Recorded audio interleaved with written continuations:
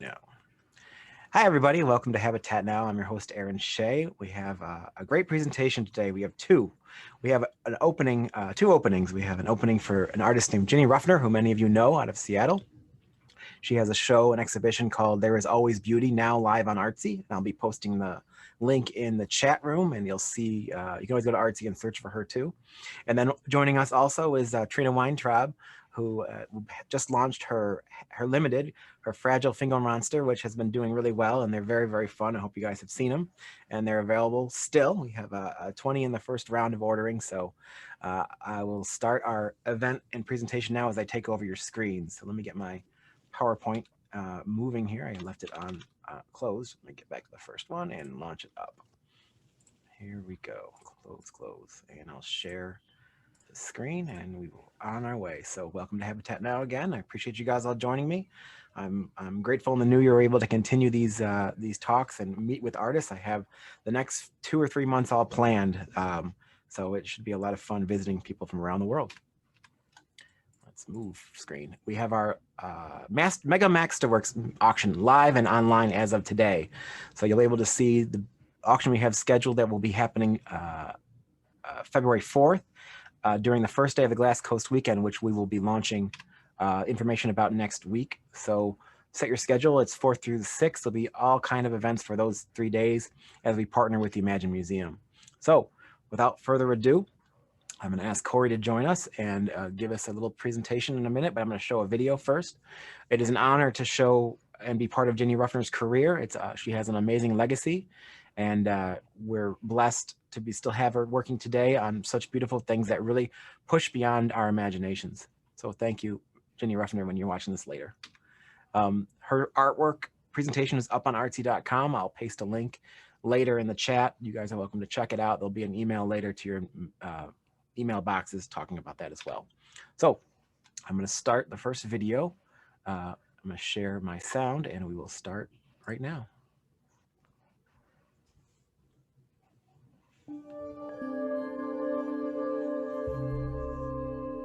Jenny has carved out a niche of her own, totally creative and unique. But that, you know, she doesn't stand still.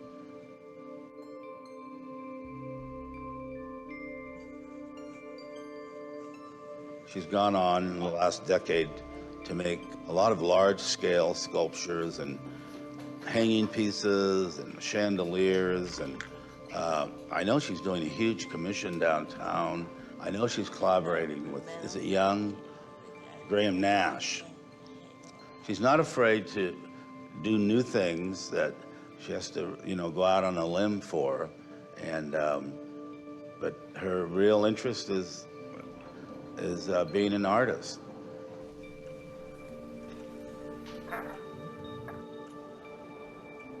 People see me walking with a cane or hear the way I talk, and they assume that I'm slow, a little bit touched, as they say in the South.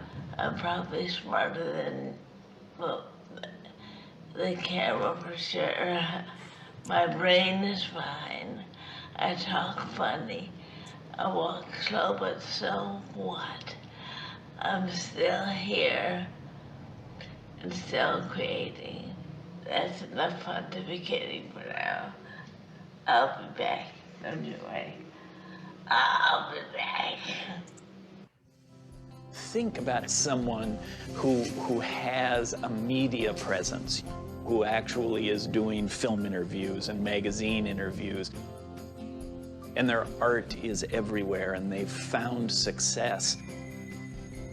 Then, as if a giant trap came down, you have this moment, and everything changes.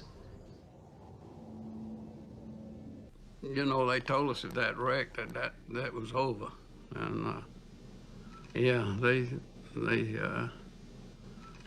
kind of indicated to pull the plug, you know, and so that was tough. We found out Christmas Day and flew home the next day, and then I think the day after that, or 2 days after that, my wife and I flew out to Seattle to kind of put Ginny's things in order. Awful weekend, I won't ever forget, but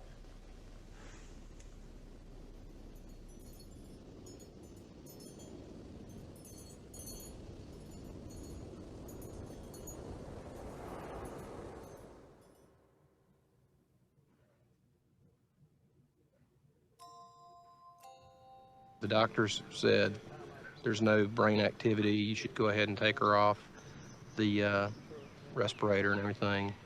And they're, no, we don't want to do that. She was coming around, even though she wasn't saying anything.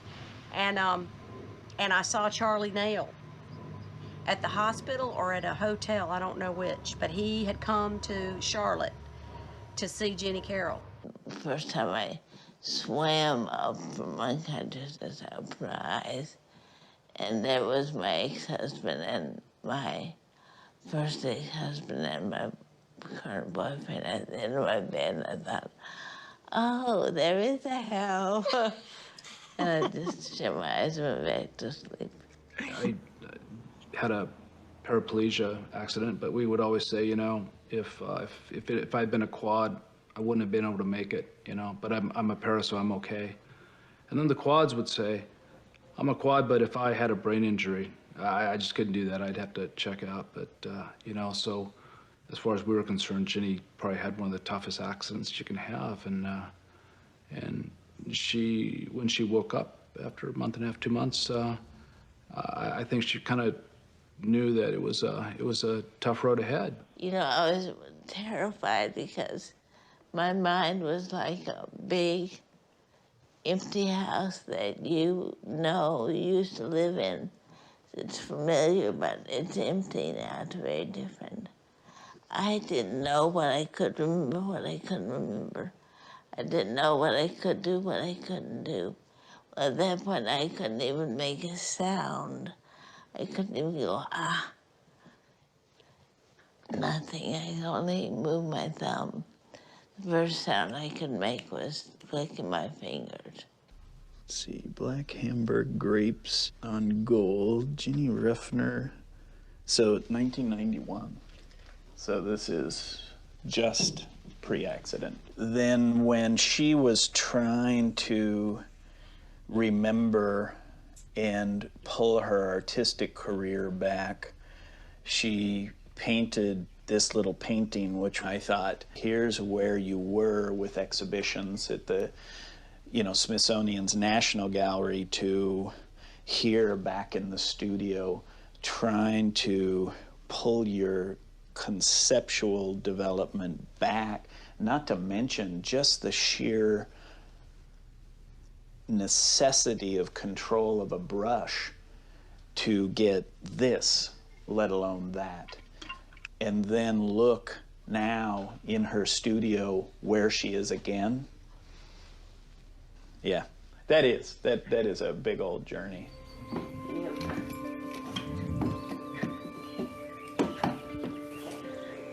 So many things takes courage to be creative, courage to be optimistic, get necessity, but also it makes more sense to expect the best, to expect good things.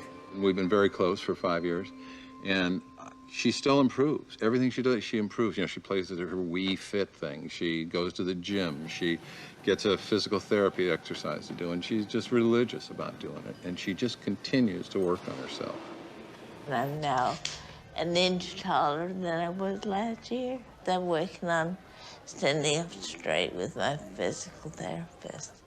Isn't that amazing? Nobody ever gets an inch taller at my age. Do you know what you want? I mean, not right now. Not like dinner or clothes or something. What do you want to do with your life?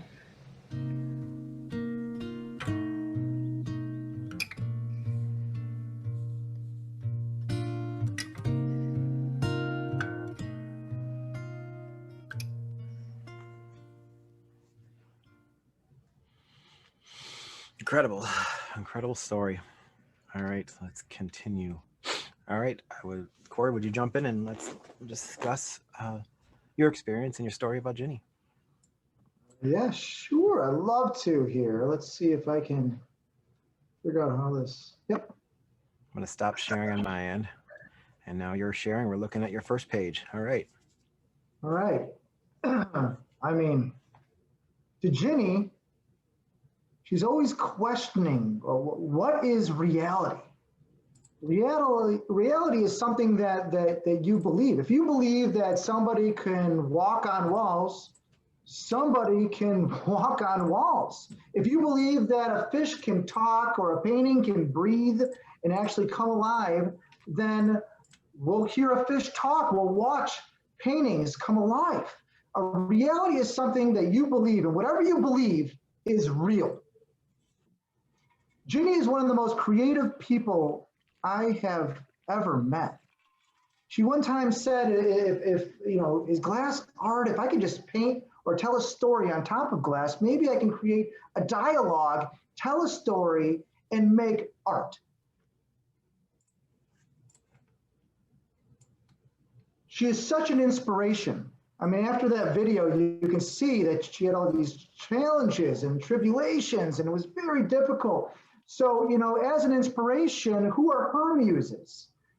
Muses don't have to be necessarily people. They could be places and nature and family, or they could be artwork that she has seen in the past. This sculpture entitled Bouquet of Muses, you'll see the core of the flower has almost like an homage to these people that have given her inspiration, or these things that have given her inspiration over time. The urn has intertwined itself with the flowers. I know I gave my wife some flowers a few months ago, and they lasted, I don't know, a day or two. These particular flowers last, they're almost immortal. They're glass. They last forever, as your muses, your inspiration can last forever. They're carefully painted, almost like an impressionist would be painting a painting, and again, intertwined where you have the open Roman vessel, cage cup you can see through. As you can see through Ginny, she is an open book. She likes to tell her story, and she's open arms to people. But here she is paying homage to nature. And what we see in Gift of a Lily Pad, which is a piece that I looked at images of, and I kind of quickly passed through it, but I went back, I realized that this is essentially one of those boxes that you would give your daughter or child, where there's a mirror on the inside and there's something important on the interior. And after examining that painting of the lily pad on the interior, I went back to Wikipedia, which is the source of all knowledge, and realized that these lilies tell a story. They're about they're in literature a source of separation. I said, oh my gosh, this is incredible. And I looked in the mirror and I saw myself.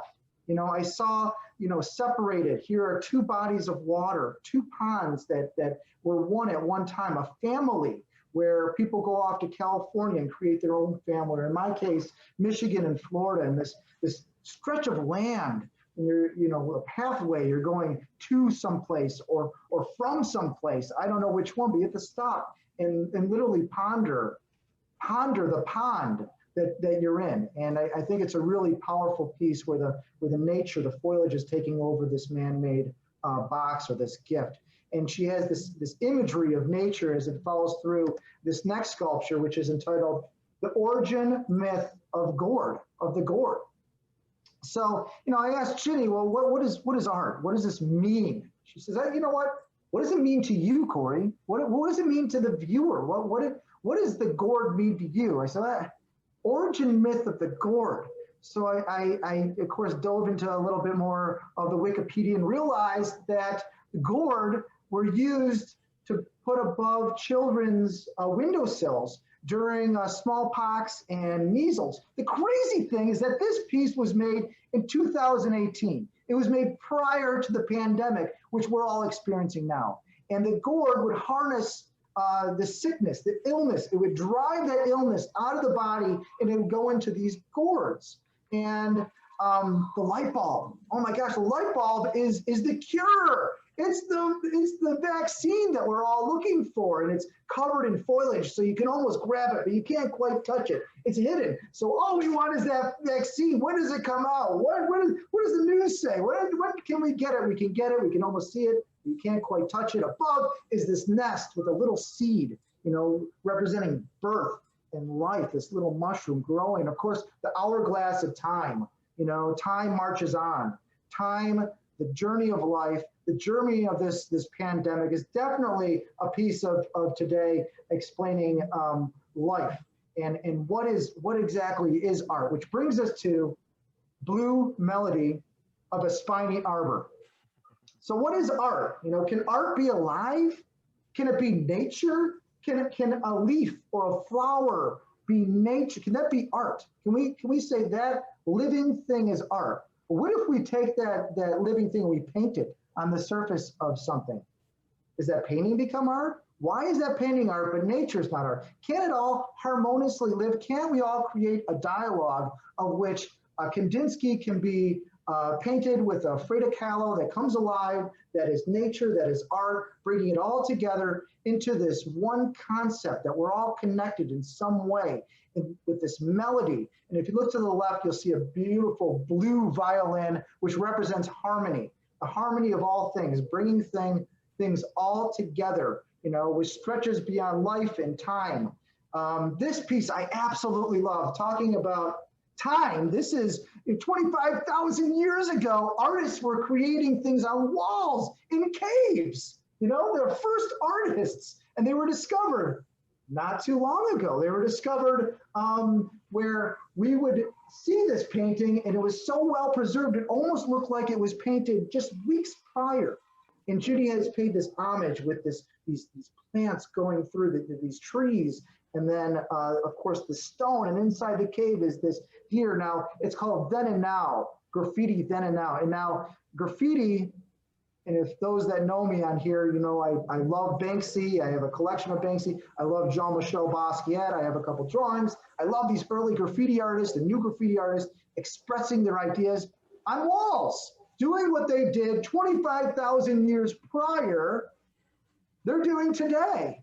And then what brings it even more into the future, this has augmented reality attached to it. So if you take your phone, download the app, this little deer, this four-hooked creature will pop out, dance around this sculpture, and then go back into the cave and solidify into the wall. That's incredible. It's spectacular. And as we know, that's where kind of the art is going more into this digital situation. Ginny just had an exhibition at the Renwick Gallery of the Smithsonian. She had these stumps.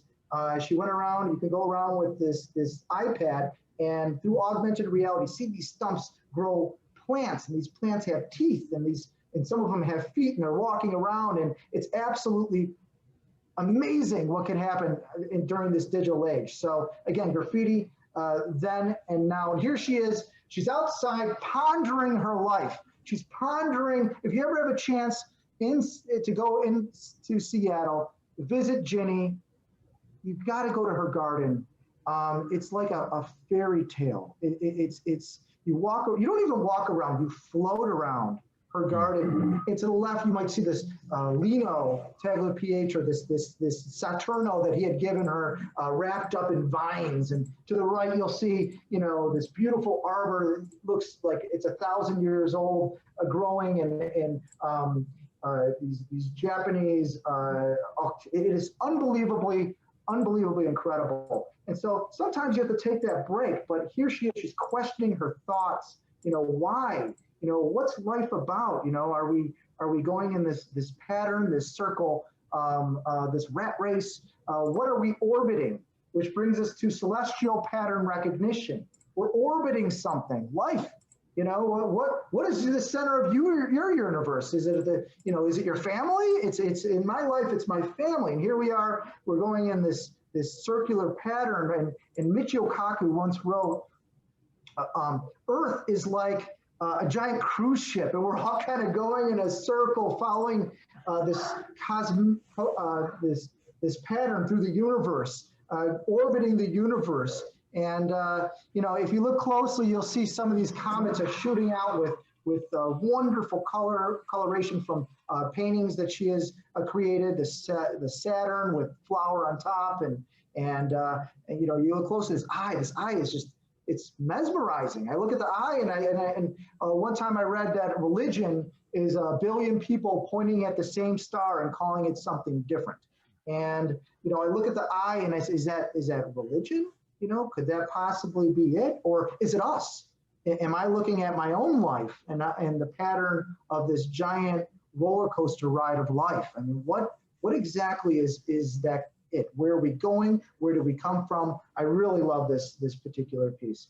But talking about life, Neptune's Bento box was just finished by Ginny, and here she, assistant, is carefully painting in Ginny's fantastic, you know, her way that she has created this psychedelic painting going across, and floral paintings. And, you know, I look at this and it's like, what if I'm the fish here? And my whole life I'm looking to eat some crustaceans. I'm living this like, it's a fish eat fish world. And then all of a sudden somebody grabs me out of the water and puts me next to what I eat. And I am, like in Japanese fashion, put into this bento box, very minimal. And now I'm about to get eaten. I am, you know, we're all made of the same material, and here we are all needing each other to survive.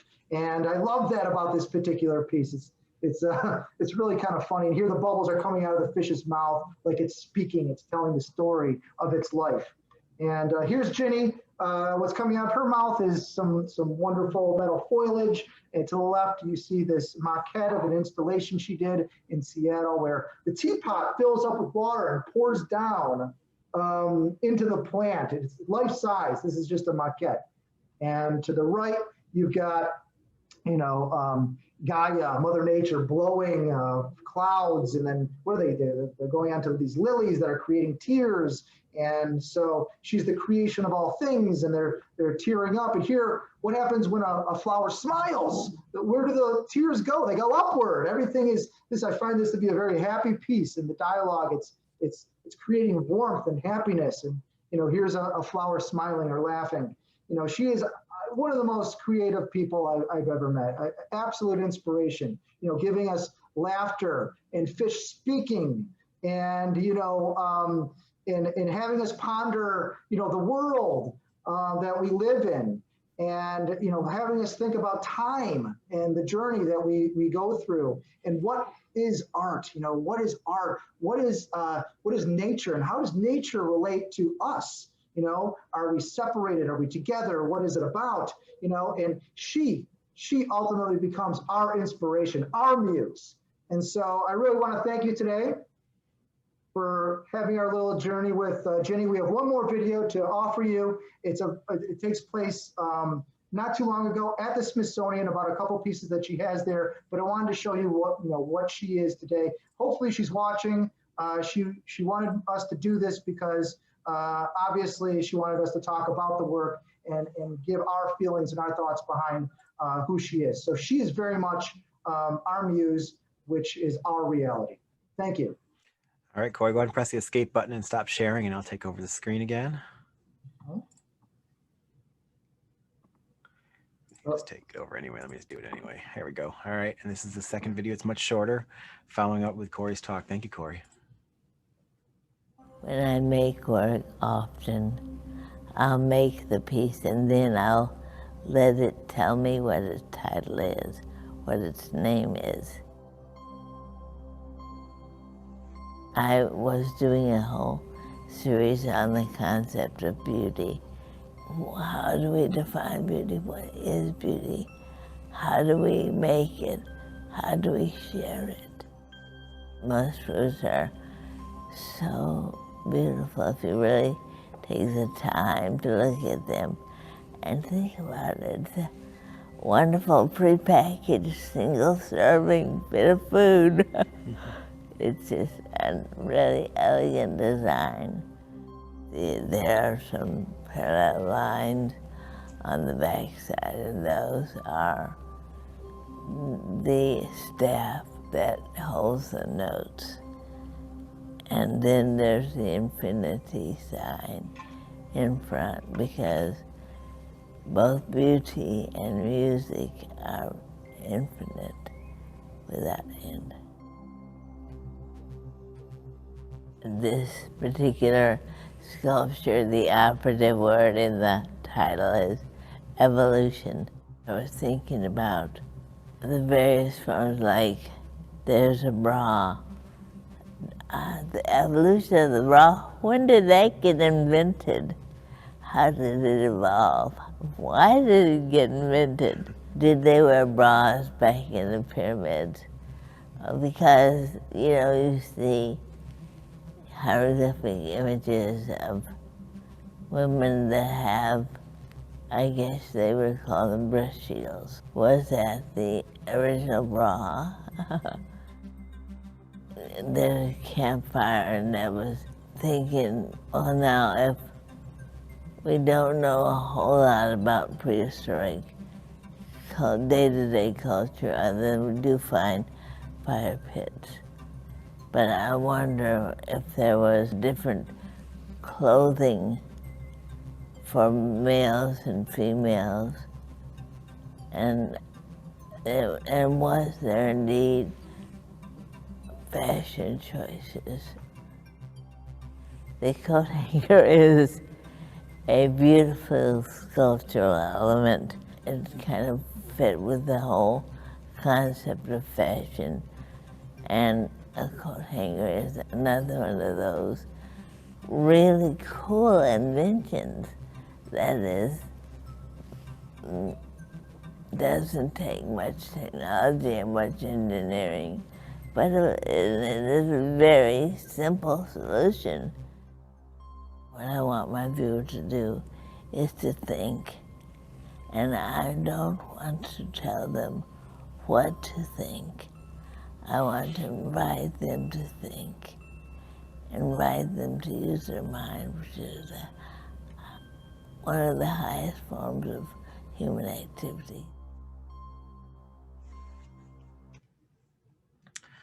Thank you. That was great. Gives you an idea of how And creative she is and how out of the box she thinks. And it's a great exposure and a learning experience for me as well. So thank you so much for being part of the gallery, Ginny, when you watched us, and we're looking forward to your exhibition. I have posted up in the chat a link to both the catalog that's now premiering during this talk, as well as her artsy exhibition with the available work. This is a long time coming, putting this plan into place, and we're honored to have her. So I'm going to do a little more housekeeping real quick. Next Saturday, we're going to be visiting artist Richard Jolly. He has a plan for us, a special talk. I don't think he's going to do too much of a studio tour, but I'm eager to get into his mind, into his space, and we've been planning this one for a while, and we're honored to have him. And now we're going to get into the second part of our presentation, and I'm honored to have Caterina Weintraub, also known as Trina, here to take over the screen and show us her presentation. So Trina, if you're unmuted, I want to stop sharing and invite you to take over the screen. All right, give me a sec while I get this all going. No problem. These display things is her limited series, and this first execution, the Fragile Finger Monsters, is what we're going to be talking about today. All right. There we go. I'm going to go back. So thank you guys, and thanks Aaron and Corey. That was actually really cool to see. Ginny is such an inspiring, amazing, beautiful person. So I am here to show you guys what I have offered for the Habatat Limited series, which I'm calling Display Things, these little fragile finger monsters. But before I do, I thought I'd tell you guys a little bit about myself, because I don't really know all you guys, and especially it's kind of hard to meet people now that everything's virtual. So. Oh, and just to mention too, everyone calls me Trina. I think sometimes, Aaron, you call me Katrina, Caterina, Trina. I don't know. I'll answer to any of those and all of those. Totally cool. So I'm from Boston. I attended Mass College of Art years ago with my husband, and we have a studio together in Waltham, which is just west of the city. So at Mass Art, where I teach now actually as well, I had the honor of working with so many great artists and working for them as well, like Dan Daly, Dan Clayman, Bernie D'Onofrio, and Alan Klein. I also worked for Linda Ross, who is this amazing, badass boss lady and glass artist who is a great inspiration to me. And she's a glass caster who makes pieces for artists like Kiki Smith and Myelin and Eric Fischel. And I just learned so very much from her. So my experience working for these artists, as well as attending mass art, left me with this whole slew of glass skills, from hot glass and glass blowing and sculpting to mold making and casting, as well as slumping and fusing, and of course some cold working, the necessary thing of cold working. I also spent some time working with oil-based clay, which is a way for me to make a positive form that I could later cast in glass. It was also a way for me to study anatomy and form, and here I'm studying the human form, which isn't something I've used in my work yet, but it is a way for me to study like form and the way things move and are put together, which is something that I definitely apply when I'm sculpting things like the mice here, where I do models and a lot of sketches and studies in anatomy for every position that I want to sculpt them in. And then I'll take those models and sketches to the torch, and well, not to the torch directly, but I take them next to the torch and I'll use them as reference when I'm sculpting. The image on the right is one I'm working on actually this week, where I'm working on a sleeping position.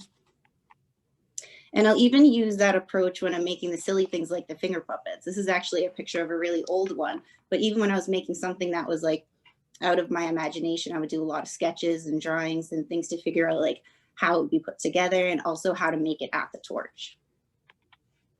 So with that whole slew of skills and ways of working with glass, you can see here that this is just the start of the ones I'm going to show you, are different pieces I made using different methods. So these are, I think, the second in the series of my deer that I showed with Habatat. These I think showed at the international show a few years ago.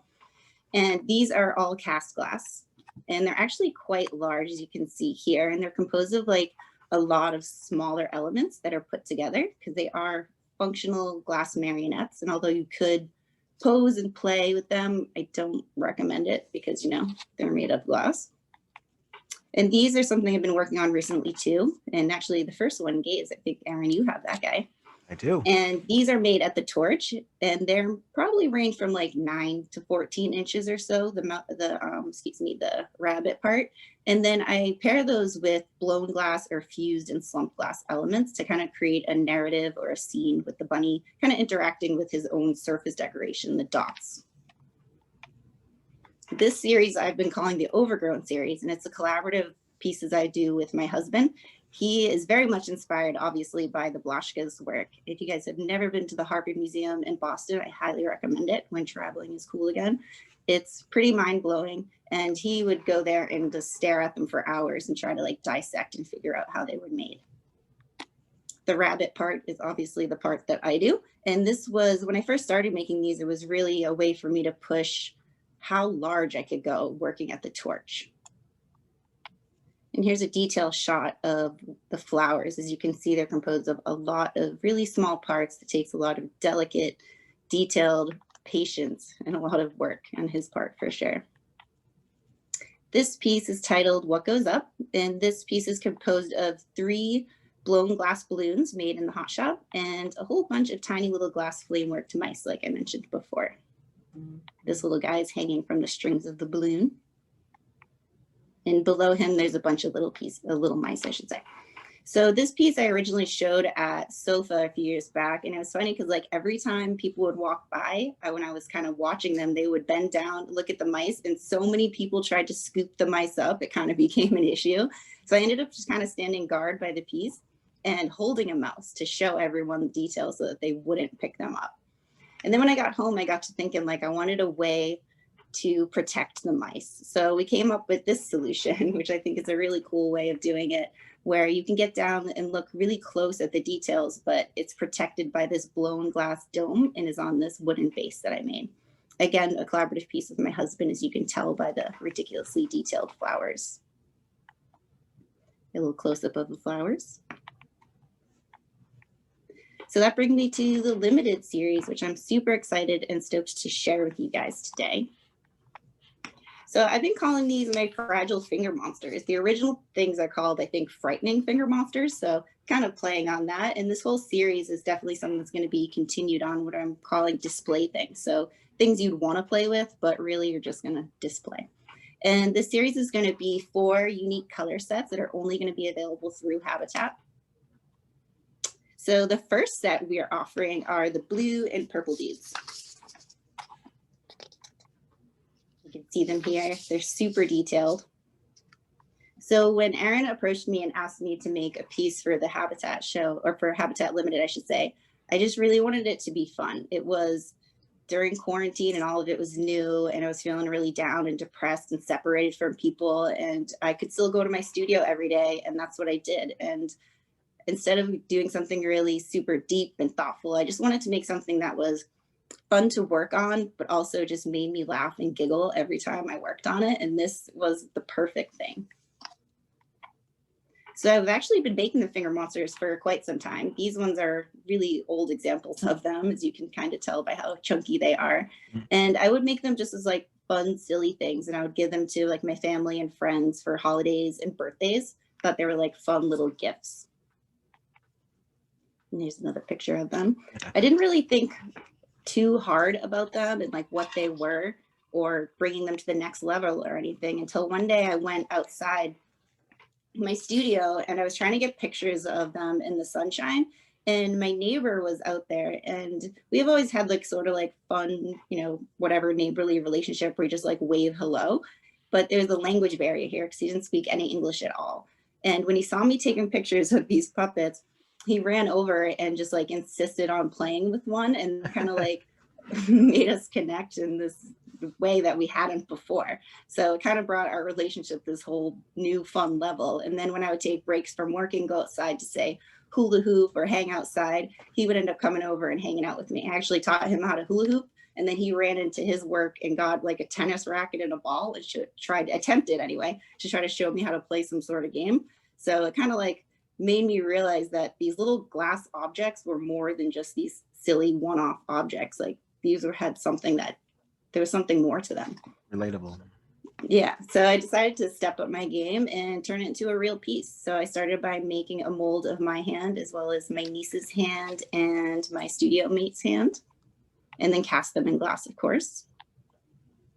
And that same like idea of like really upping my game, I applied to the finger puppets, of course. And here you can see on the left where I'm using a really teeny tiny little torch to make the teeny little spikes on the arms. I call this torch my baby torch, and I use it for all the little tiny details.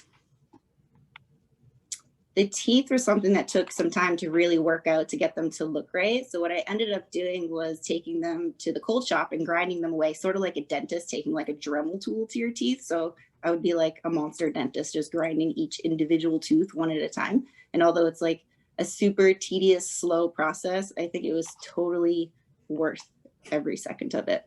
Because as you can see, the one on the right, which is kind of an earlier rendition of them, the teeth just don't look quite right. And the spikes and the surface decoration, it sort of like had to morph over time. And actually, like I mentioned, Erin had asked me to do this at the beginning of quarantine. And it took so long to get it ready because to get even just all the details right, it took me months and months of sort of research and development. And I had this whole box full of reject finger puppets. And of course, there were some casualties along the way, like there always are when you're sculpting things with glass. I tend to, especially at the torch, really push the limits of like what glass can do and what it can handle. Because these little finger puppets, although they're really small and seem simple, there's a lot of connections that are right angles or really tight little spots and a lot of surface texture. And glass absolutely hates that and loves to crack. So it took definitely some time to like work out the process and the order of operations to get everything right so that they wouldn't crack and break. Again, another box full of shards and pieces and kind of cute bits like this. And I actually love this picture because one of the first steps is putting the eyeballs on them. And at this point, I always laugh and I stop and I have to show everyone in the studio and how absolutely silly and cute they look. They kind of remind me of those little aliens in Sesame Street. I forget what those are called, but maybe someone knows. Yeah, those guys, especially, yes, those aliens, I love those. And then after they're done on the torch, I take them to the saw and I cut them off of the blow tube. And then they're hand polished to a nice glossy, high polished finish on the bottom. And then of course they get a little bubble bath to get all nice and clean. Then I do a little bit more of testing to make sure they work. And this is my niece and my nephew who were happy models to test them out to make sure they work and make people smile. And they seem to actually do that. On the picture here on my right, my nephew wanted to make them hug, which I couldn't stop him from doing, and made a terribly scary clinking sound, but thankfully they didn't break. And here's the second set that will be available, pink and orange, and blue and green. So as you can see, like as I'm going through, even though it's kind of the same two characters, the guy with the horns and the like cross pattern on his body and this little spiky guy, each one has such distinct personality. Everyone is different. Some of them look really silly. Some of them look mad. Some of them look super happy. Some of them look like super scared too. So each set includes 2 fragile finger monsters, 2 cast glass hands, 1 big and 1 small, a sticker sheet, which will be a surprise because I didn't include it here. You guys will see what that is when you get it. And the custom packaging that I designed, and it will be signed and dated. And all these can be shipped right to you. That's great. So if you guys want to collect them all, you can do that as they're released. And you can visit Habatat's website and get yours whenever you want. Let's say today. Sounds like a good day to buy a finger puppet set. That's for sure. And there's such beauty to these with the beautiful cast hands and then the small little color on top that imagine you have 2 or a set together. They really draw the viewer in because they have these beautiful cast hands and then these beautiful small little figures. The colors are just beautiful, and we're honored to have you do this presentation for us. It was really fun to make them. Like I said, it really distracted me from all of the crap that's going on in the world, and it was a way to really like focus and hone in on something. Like every day I would go in and be like, how can I make these teeth better? So I think I finally got it all dialed in, and I'm excited to share them with you guys. They're really, it's amazing to get the idea of how working on a small scale with fire that you do every day. You know, you always imagine these big blow torches that you're working on such a small, tiny scale. It's great to be able to share this story, and we're sharing it on Facebook too. So we're honored to have you, and we're excited. They are selling. Feel free to call me, or you can check out automatically on Habatat's website if you like them. They are made to order, and they come in the order they're made, and they really draw people in, your family, your friends. This is kind of like the pushing the medium to an area where it can draw new people to love contemporary glass art. And thank you so much, Trina, for doing that today. Thanks. From now on, I will call you Trina no matter what I say. So. I'll answer to any of them. It's totally fine. But this is a great time for anybody to unmute themselves and ask any questions to Corey, myself, or Trina. Or like a scary monster that looks worried. You know, he's supposed to be scared. He's like, oh! You know, so much. Right. After I make every one, I end up sort of making a little voice for it and playing with it with everyone. I think my studio mates are getting a little bit annoyed with me, but it's okay. I love the eyeballs. You're right. They are fun to see as they grow and create. So that's so much fun. Well, everybody, you're welcome to unmute yourselves and say goodbye. And thank you again for joining me. We'll see you next week for Richard Jolly, and we'll be sharing this on YouTube soon. So please share with everybody who would be interested. The more, the merry. All right, guys, be well. Have a great weekend, and we'll talk more soon. Thank you again, guys. Wow, great presentation. Fun. Thank you so much. Thank you all. Thank you. Have a great day. Enjoy your Saturdays. Bye. Take care, everyone. Be well. Bye.